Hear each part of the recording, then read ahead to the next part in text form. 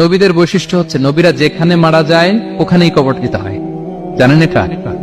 বিষ্ণু ইসলাম মারা গিয়েছিলেন আম্মাজান আয়েশা রাদিয়াল্লাহু তাআলা আনহার ঘরে, ফলে ওখানেই বিষ্ণু ইসলামের কবর রয়েছে, ওখানেই কবর।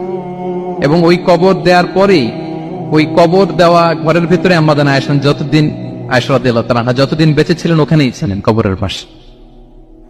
এরপরে বাবা মারা গেলেন আবু বকর, বিষ্ণু ইসলামের পাশে কবর দেয়া হলো, বাবা আর স্বামীর পাশেই থাকলেন। এরপর ওমরে ফারুক মারা গেলেন, ওনারও কবর দেয়া হলো।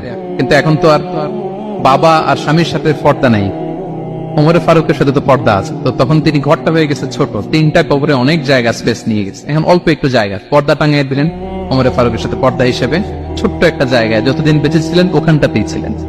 ওমরে ফারুক যখন আমিরুল মুমিনিন খলিফা, তখন ছেলে আব্দুল্লাহকে পাঠিয়েছিলেন যে যাও একটা অনুমতি আগে থেকে নিয়ে রাখো আম্মাজান আয়েশার কাছ থেকে, যেহেতু ঘরটা ওনার, ওনাকে বলে রাখো যে আমি মারা গেলে যেন আমার দুই বন্ধু মুহাম্মদ সাল্লাল্লাহু আলাইহি ওয়াসাল্লাম এবং আবু বকরের পাশে যেন কবর দেয়া হয়। আব্দুল্লাহ এসে বলল, আব্বা জান তো এই পয়গাম পাঠিয়েছেন। আয়েশা রাদিয়াল্লাহু তাআলা আনহা বললেন, আমার খুব ইচ্ছা ছিল আমি আমার স্বামী এবং বাবার পাশে শুব, কিন্তু আমিরুল মুমিনিন যখন চেয়েছেন এটাকে আমি ফিরিয়ে দিতে পারিনি।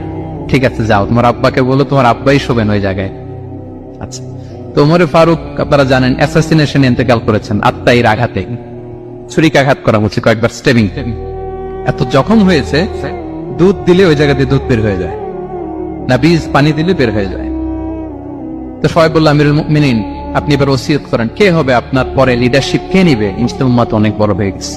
তখন তিনি ওসিয়ত করলেন এবং ছেলেকে আব্দুল্লাহকে আবার বললেন যে আব্দুল্লাহ আবার যাও, যে আম্মা জানের থেকে অনুমতি নাও। বলছে অনুমতি না নিলাম আর অনেক আগে, উনি তো বলছে আপনি মারা গেলে ওখানেই শোবেন। বলতেছে না, তখন আমি আমিরুল মুমিনিন ছিলাম, এখন তো কিছুক্ষণ পরেই মারা যাবে, এমন হতে পারে আমার ভয়ে বা লজ্জায় তখন অনুমতি দিচ্ছে, এখন আর দিবেন, আবার যাও।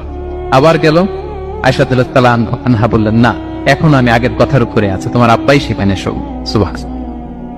ওমরে ফারুক ওখানে শুলেন, তখন তিনি পর্দা আরম্ভ করলেন আম্মাজান আয়েশা। তাহলে রাসূল সাল্লাল্লাহু আলাইহি ওয়াসাল্লামের কবরটা হচ্ছে আম্মাজান আয়েশা রাদিয়াল্লাহু তাআলা আনহার ঘরের ভেতরেই।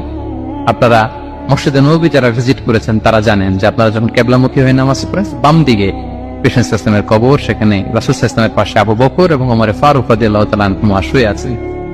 ও রাসূল সাল্লাল্লাহু আলাইহি ওয়াসাল্লামের কবর থেকে মিম্বার পর্যন্ত এই পুরো জায়গাটা রাউদাতুম মিন রিয়াদিল জান্নাহ, দুনিয়ার বুকে জান্নাতের একটা টুকরা।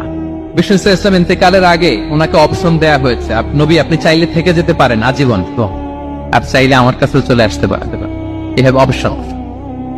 বিষ্ণু সাল্লাল্লাহু আলাইহি ওয়াসাল্লাম তার রবের সাথে সাক্ষাৎকে চুজ করেছেন এবং ইন্তেকালের আগে তিনি পড়েছিলেন আল্লাহুম্মা গফিরলি ওয়ারহামনি ওয়ালহিকনি বির রফিক